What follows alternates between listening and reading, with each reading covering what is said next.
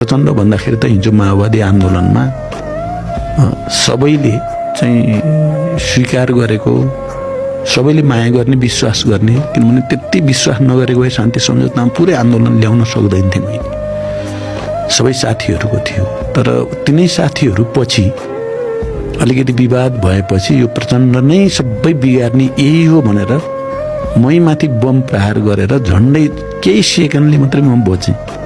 कञ्चनपुरमा म चुनाव प्रचारमा गएको बेलामा म माथि ताकेर नै बम हाने कसले गर्यो? आफ्नै साथीहरूले। त्यो साथी नै हुन्, घनिष्ठ साथी पनि हुन् अझ। अब यो बडो विचित्र हुँदो रहेछ राजनीतिमा। सायद राजनीतिभन्दा बाहिर यति जातिपित्ति त हुँदैन कि जस्तो लाग्छ कि कहिलेकाहीँ।